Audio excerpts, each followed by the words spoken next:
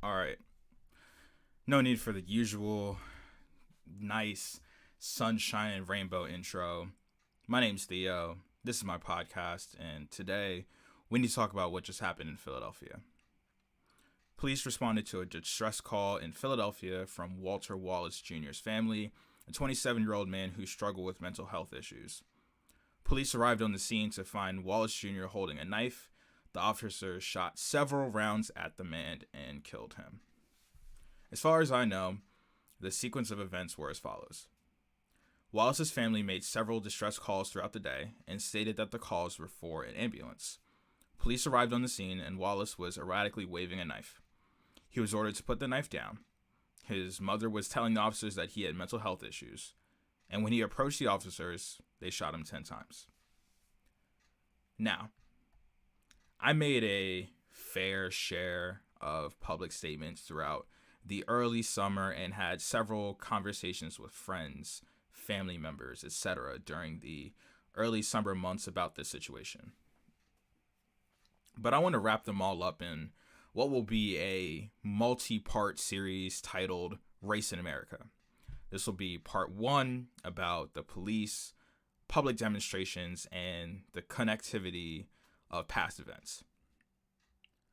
Today, we'll be breaking down the reasons why Black Americans have such an unpleasant relationship with the police, and both the lasting and seemingly never-ending recurring events of each major event in the relative timeline.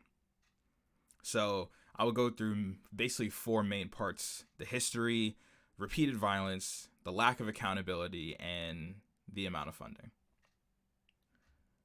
So for the history. In pre-Civil War America, the police were employed to capture runaway slaves and return them to plantations. After the Civil War, during the Jim Crow segregationist America era, the police were segregation enforcers. Any Black Americans were found in white spaces, they were arrested. Since then, the police belong to local jurisdictions and follow the local rules. But it's very easy to note how both the legislation they follow and the biases officers keep are inherently discriminatory. Per the National Institute of Health, from 2009 to 2012, 812 fatalities from the use of lethal force occurred in 17 states. 52% of the victims were white. 32% were Black, which, comparing population totals, results in a rate of 2.8 Black Americans killed to every white American. The study showed that 83% of victims were armed. However, 14.8% of Black victims were unarmed, compared to 9.4% of white victims that were unarmed. Per the Washington Post, police have been found to underreport nearly half of all fatal killings. This is because reporting by police officers is voluntary, and many departments choose not to report. The Post found that the total amount of white Americans killed was the highest of any measured group. However, Black Americans and Hispanic Americans were killed at rates higher than white Americans when accounting for population percentage. Black Americans were killed at a rate of 32 deaths per 1 million people. Hispanic Americans at 24 deaths per 1 million people. And white Americans at 13 deaths per million. Lastly, from Statista, at this point in time, half as many Black Americans have been killed by police as white Americans in 2020, with white American deaths totaling 287 and Black American deaths totaling 142. However, that equates to a rate of 2.8 Black Americans killed by police to every white American, the same as 2012. And here's the following math if you want to check me. White Americans comprise 76.3% of the 2019 census population estimates. Hispanic Americans are second with 18.5%, and Black Americans are third with 13.4%. Basically, there are 5.69 white Americans for every Black American, and you can do the rest of the math from there.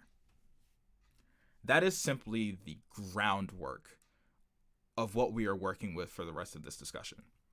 Applying math to everything isn't always the answer, but those facts are undeniable. Part 2, the repeated violence. From Michael Brown in 2014 to recently with Walter Wallace Jr., the repeated amount of violence towards Black Americans is staggering. Since this point last year in 2019, 996 people have been shot and killed by the police, so just shy of 1,000. The facts of the Walter Wallace case become even more jarring when it was noted that the officers who arrived did not have any detaining tools on them. No pepper spray, no tasers, nothing. Just pulled up, ready to fire. For a mental health case, Wallace was shot 10 times, which clearly is an excessive amount. In the death of Breonna Taylor, the ballistic reports show that one bullet exited Taylor's home, fired by her boyfriend, to be returned with an excessive amount of shots. George Floyd was not shot, but for him to have a knee to his neck for as long as he did showed no sign of care for another person's life whatsoever. Eric Garner infamously said that "I can't breathe" while being choked by police officers for selling cigarettes. These patterns are only the surface for what is the most backbreaking part of all of this, which is part 3, the lack of accountability. Of all of the major stories that we've seen, Freddie Gray, Trayvon Martin, Christopher Brown, George Floyd, Philando Castile, Sandra Bland, Eric Garner, Breonna Taylor, and so many more. Do you know how many of the officers were indicted for their deaths? Not charged, indicted for their deaths. None.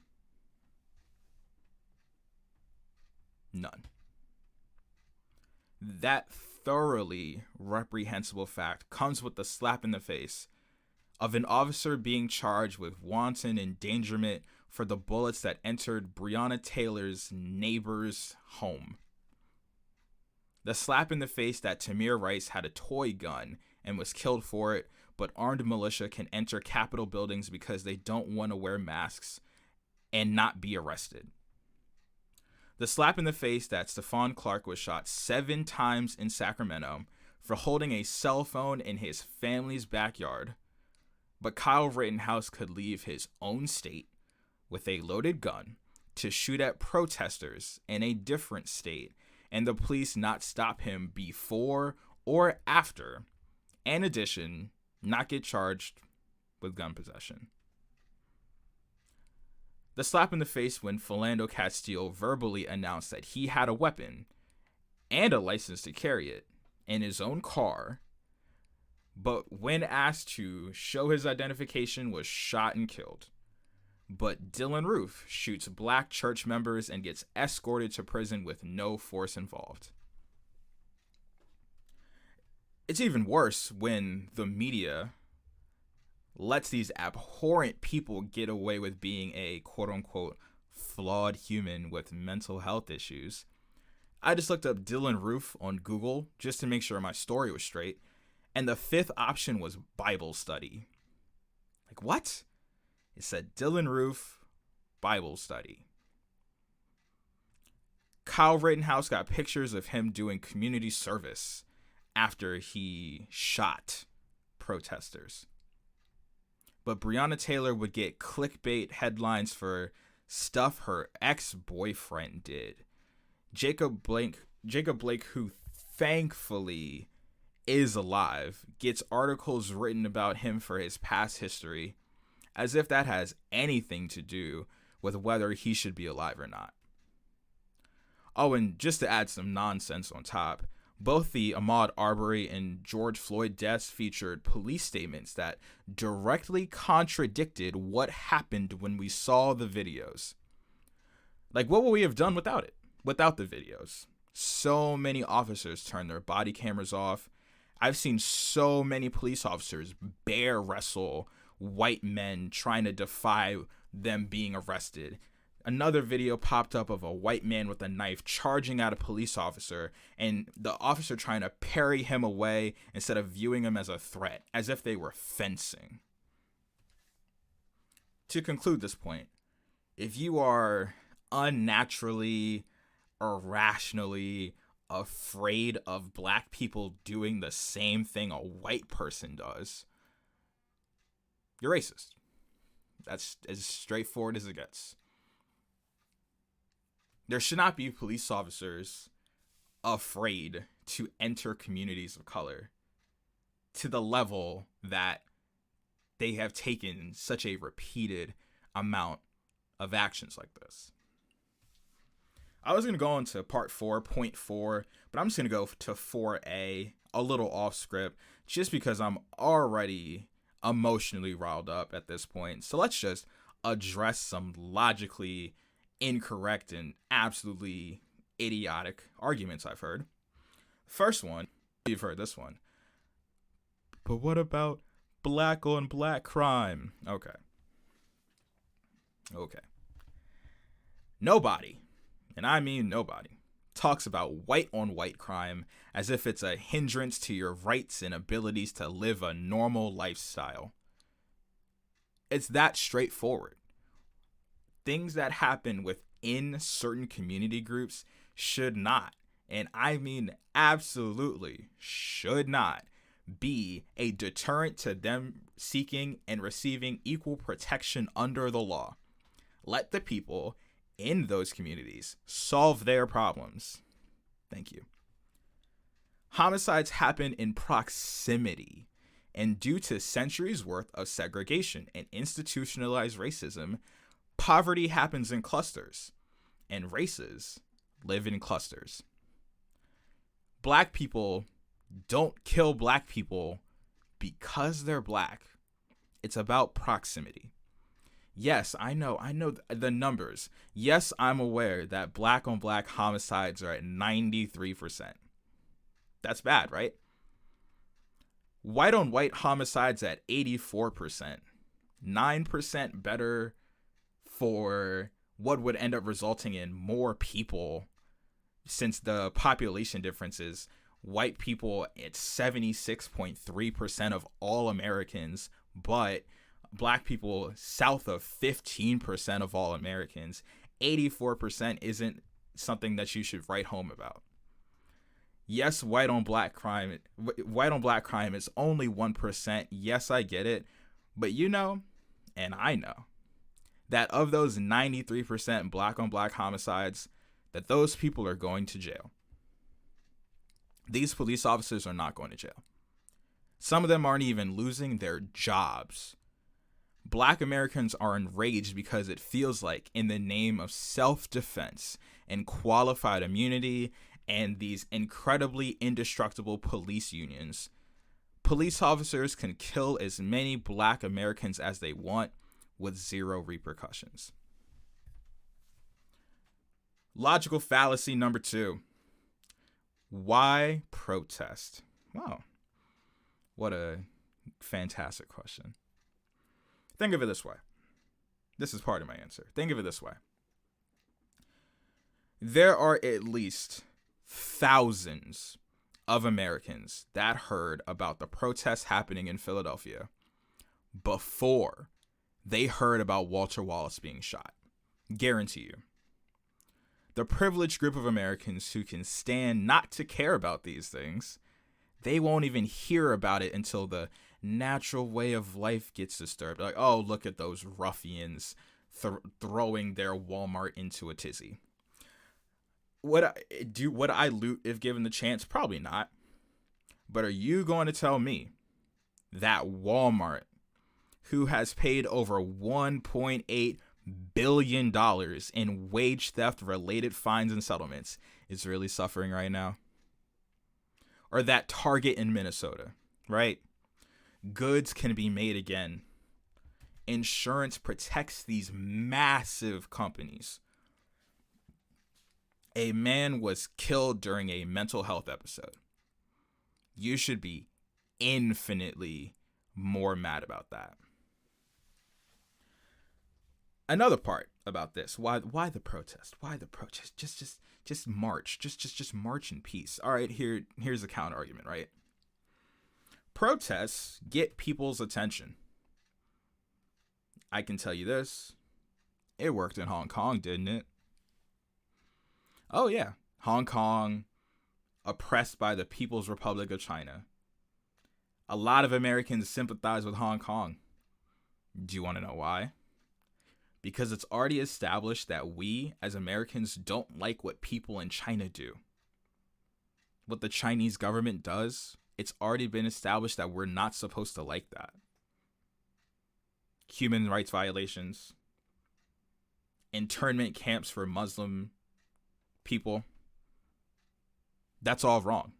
And I completely agree that is completely unacceptable. But make it about the police. And for some reason, people are uncomfortable about that. Why? All because the police haven't hurt you doesn't mean that they haven't hurt someone else. It's pretty straightforward, isn't it? On top of that, a few personal anecdotes about protesting.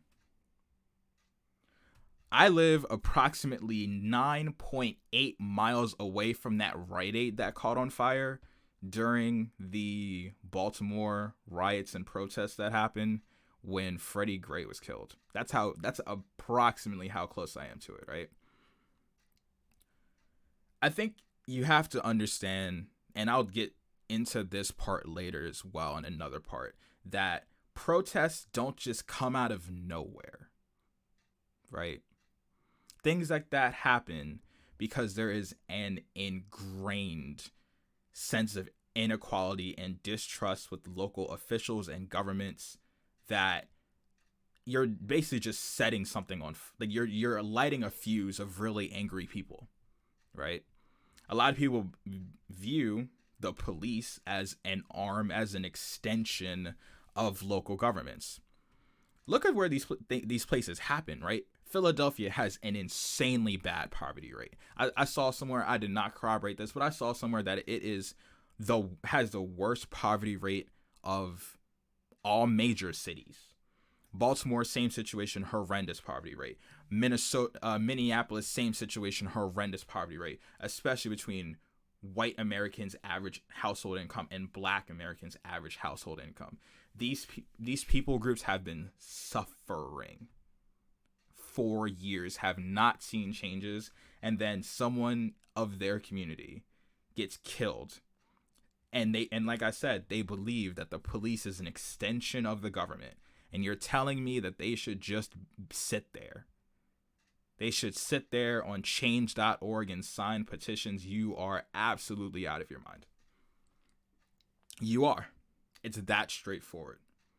We are in month 7, almost 8, of one of the worst pandemics in recorded history, where we saw 20% unemployment at some point in time, where unemployment benefits were not extended past the due date because of, politics. And on top of that, there was a one-time $1,200 check sent to a household. And you mean to tell me that these people aren't desperate? There's probably people, I agree, there's probably people that went to that Walmart or wherever they looted, whatever location you want to plug into this argument, and they weren't there for good reason. They just wanted to be a part of the chaos. I can concede that. That's probably true. I also agree that destroying black-owned businesses in an area that's primarily black is a really bad idea. I agree with that. I feel like looting can be quite destructive at times. But tell me this. Evictions are coming up relatively soon, and it's about to get really, really, really cold. What would you do? Unemployed, kids to feed, at least 50% of your normal income prior to March is gone. And there's a Walmart there.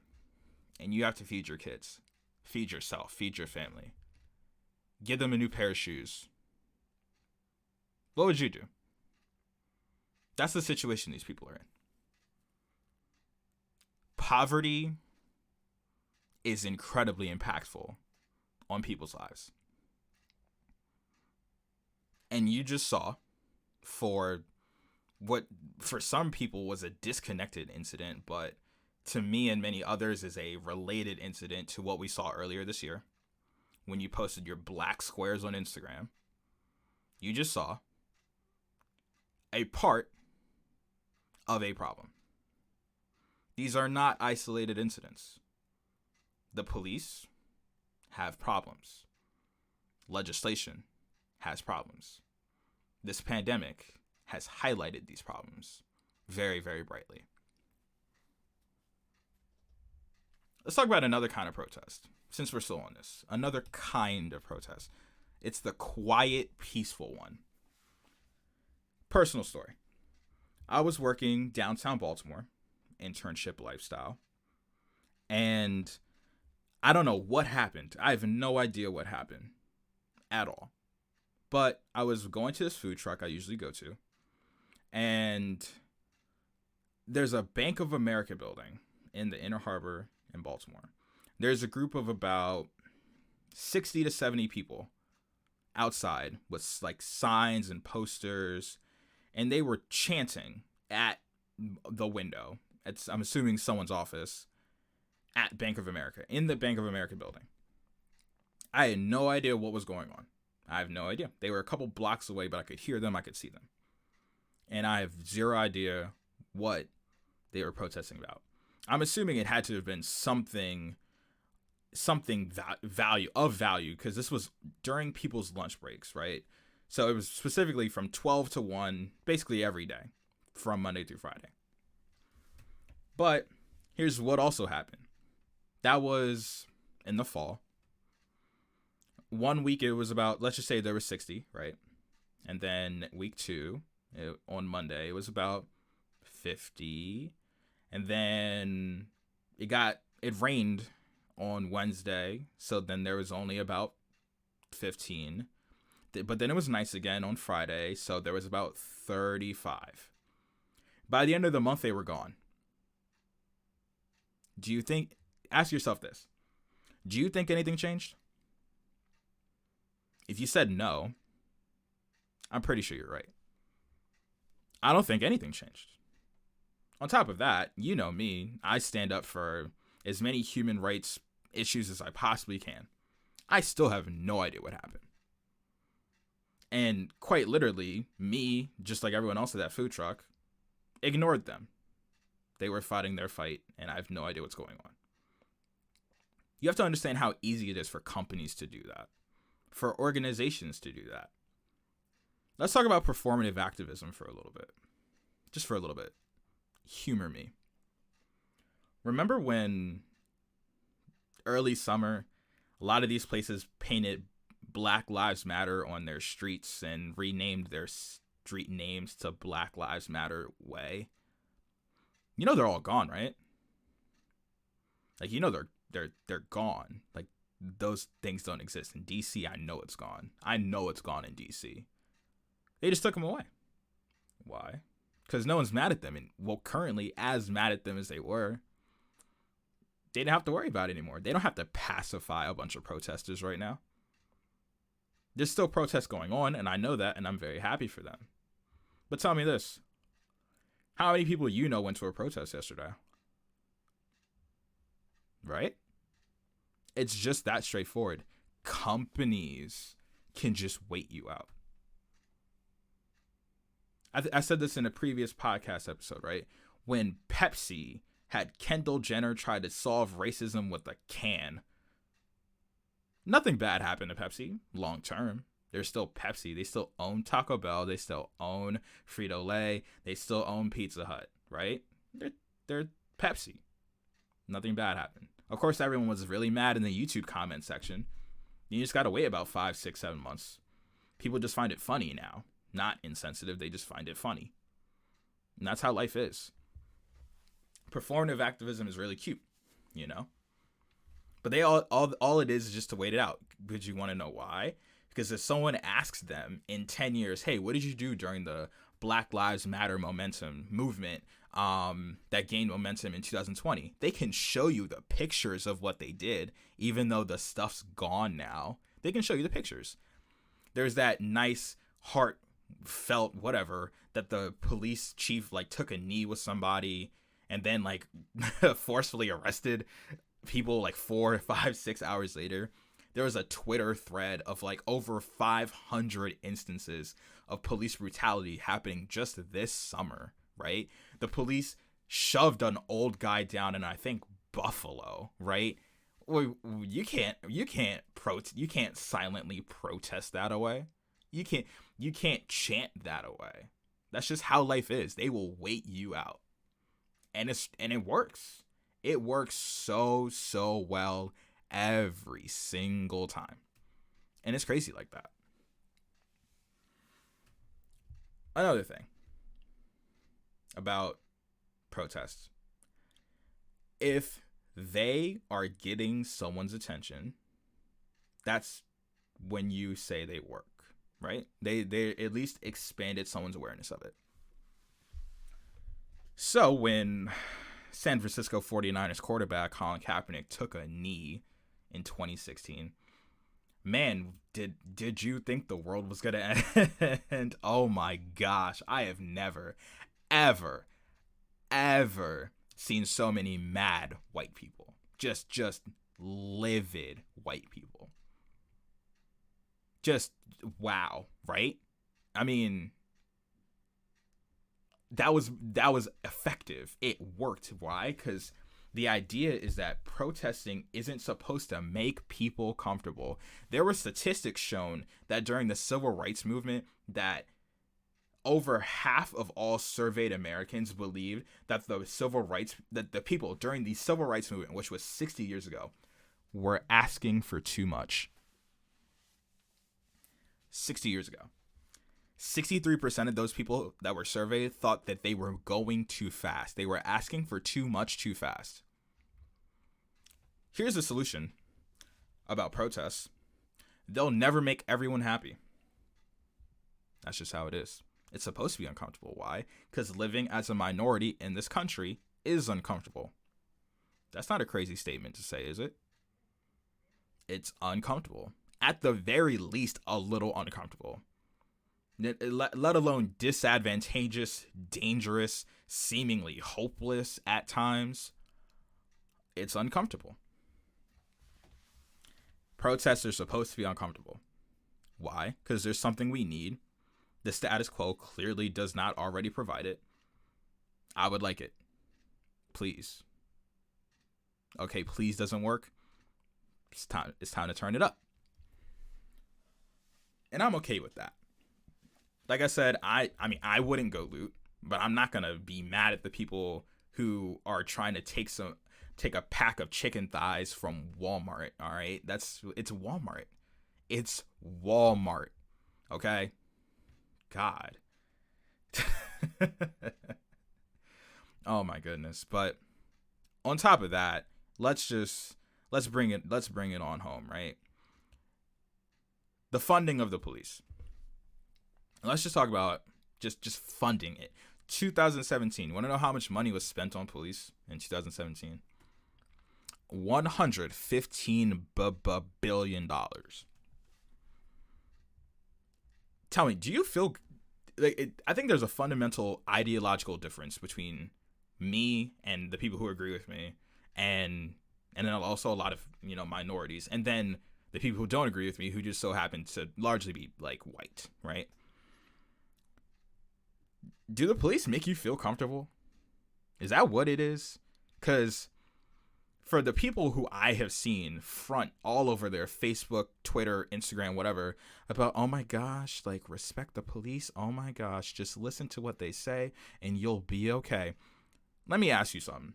Let's just say you were at a college frat party and you were 19 years old drinking and the police showed up. What would you do? I'm serious. You are underage drinking at a college frat party and the police show up. How do you feel? Think about that. Just marinate on it. Now, tell me, aren't you following the rules? You're not following the rules, are you? You're underage drinking. You shouldn't be underage drinking. The police showed up. You don't feel safe, do you? You might if you're white. I don't drink. This isn't about me. But think about that. Just follow the rules. No, you know that the rules don't hurt you. That's where these people are. That's where these people are. That say, oh, just follow the rules. They have absolutely broken the rules before. They just know they won't get arrested for it. But Theo, you always follow the rules, don't you? Yeah. I also know that I'm perceived as a threat by a good percentage of America just because I'm really, really dark. Like straight out the Ghirardelli factory dark. That's how dark I am, right? I know there is a heavy amount of people that if I had my hood up and it was at least 2 hours away from sunset in either direction, they're crossing the street. They're clutching that purse. I don't want it. I don't care. But I know that's the case. I know police officers view me as a threat. That's just the case. But just follow the rules, Theo. Why don't you just follow the rules? And there's also this difference, right? And we're going to break it down very specifically. A lot of people who really, really like the police, and I mean, I'm talking on the neighborhood of thin blue line people who are terrifying. What if you don't know what I'm talking about? The American flag that's whited out with the blue line on it. Yeah, I don't even want to talk to those people. Yikes. Anyway, those people, they believe something that's actually counterfactual.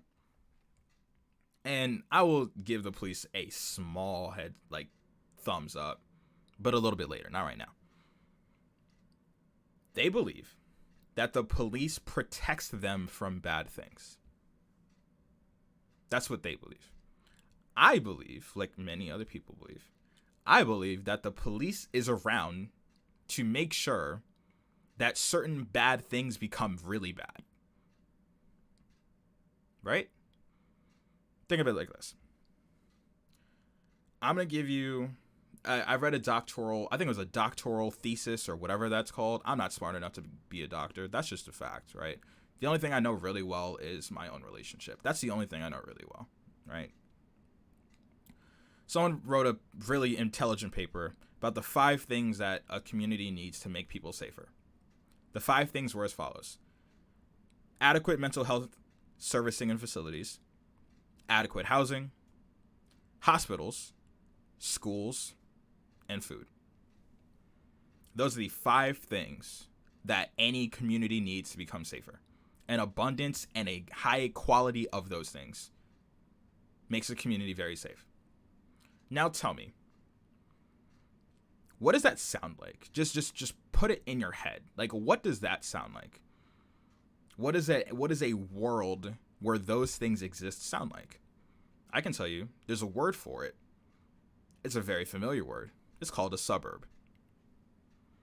Suburbs have these things. You know what also isn't in suburbs? A lot of police. It's really straightforward. A lot of people believe that the police catch crimes and crime goes up, so you need more police. That's not how it works. In the places where crime doesn't go up, they have these things. One of the best examples I have, Columbia, Maryland, where admittedly I kind of want to move to, right? Howard County, Columbia, Maryland. Consistently in the top 5, 10, whatever cities to live in practically every single year. Why? They have enough housing. They have enough parks and recreation. They have enough public education. Enough funding for development projects. What does that lead to? Less crime. There's enough income to make sure people don't need to steal from each other. There's enough public recreation so that the kids have stuff to do. There's enough income for these people to have jobs so they can afford houses. so they can have nuclear families. That's just how it is. Those factors increase safety. Take them away, it gets a little worse, right? Crime comes from desperation. That's how it is. An inner city does not have enough of these things. That's why, quote unquote, inner cities aren't as good. They just don't have the amount of resources per 1,000 people per capita that a suburb has. Obviously, not everywhere in America can be a suburb. That's literally impossible. But we're already incredibly familiar with this concept. Think of it like this. Why, specifically, would you call the police for a mental health problem? Because Walter Wallace's family didn't. They called an ambulance, right? That the concept behind defunding the police. This is where I'm just gonna get to my thumbs up for them. Are the police good at doing really niche things? Absolutely. Like certain crimes, I'm like, yeah, you need police for that. But I think it should come in tiers, right? Because it's really straightforward. If you need to get a cat down from a tree, you don't really need to call the police. You call a firefighter. Why? Because they have the resources to get your cat. Now, if there is an absolute shootout happening and it is like drugs involved and just absolutely insane action movie, Michael Bay, excessive explosion kind of thing, you would probably call the SWAT team. Or something like that, right? You would call people who have the expertise to do those things because it makes sense. You're not going to call a social worker to do that, but you shouldn't call the police to do what a social worker should do. That's how I think about it. I feel like social workers can do a really good job in these situations. Give them more funding and watch what happens. Increase the amount of adequate mental health facilities and watch what happens. Remember how I listed where these places, where these things happened before? And like I said, I'll cover the poverty and the income in another episode. But think of it like this. When Michael Brown and Freddie Gray died, those were in Ferguson, Missouri, and Baltimore, Maryland, right? You want to know when the last time I checked, the two worst cities in terms of both homicide rate, these are the only two cities that I had measured that were both top 5 in poverty and top 2 in homicide rate, were Ferguson and Baltimore. Right? You don't think that those are related to how these things unfold? If it's not top 5, it's top 10. Either way, you know what I'm saying. They had a high amount of poverty and a high amount of crime. But for some reason, these people don't think that they're related. On top of that, imagine if there was adequate mental health anything in a city. I went to school in Philadelphia and I did not need that much mental health consultation. Realistically, my friends did a really good job just kind of listening to the random thoughts I have. And I have a fantastic family and a fantastic girlfriend who will be my wife one day, right? I didn't really need much. Drexel was kind of painful, no cap. But the point is, I didn't really need that much access to mental health stuff. You know how many of my friends who are under the age of 24 have therapists? A lot of them. Imagine if everyone could have one. How much better things would be. The range of irrational decisions gets narrower and narrower and narrower. The range of suicidal thoughts and really dark depressive episodes gets narrower and narrower because there's someone to help you. In inner cities where you have to juggle working a minimum wage job and you might have children and oh my goodness, I need to make sure that my kids are safe. Where are they right now? Oh, I need to put food on the table for them and make sure they're like clothed and make sure that they have enough like sufficient learning and all of those things. You know how stressful that is if you don't have enough income or enough family members to help you? All of those things compound into where we are. Get the mental health up. Get the social workers' income up. Fund them to be able to do these things. Okay? That's how I think about it. Defunding the police, make the people in the communities better by having people around them that do not threaten them at all. That's how it is.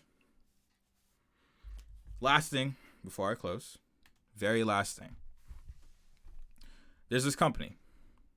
It's called Cahoots in Eugene, Oregon, a nonprofit that has responded to crisis intervention calls about domestic violence and has redirected 20% of all cases from the police.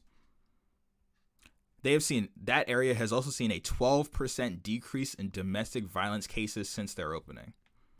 In addition, 2,400 calls that they've received cost $2 million, whereas those same calls would be estimated to cost the police upwards of $9.5 million. That's a $7.5 million gap you could just shovel on over to some nonprofits. Breaking down the structure of the current police is about strategically removing the responsibility of peacekeeping away from the police and in the hands of community leaders such as social workers, religious leaders, therapists, advocates, and non-armed neighborhood watches. I think I wrote that down, but like a couple months ago, I just found it on my phone. Most of what I do is on a script, but today I said, throw the script away. We are getting in here. So that was part one. I thank you for tuning in. I really appreciate having people I can talk to about this kind of thing because, man, back in high school, I really didn't. I really didn't, you know. But I'm really thankful for all of this. I'm really sad about what's going on, and I just want to break it down. I think the next part, let's see. I still want to put out an episode tomorrow, just like a normal kind of episode, but I think the next part I want to work on is going to be about capitalism, like how capitalism relates to race in America, because that's a really big topic, you know? So I want to say thank you for tuning in. Please stay safe. Please continue to wash your hands and wear a mask. Please do. And I'll catch you all next time.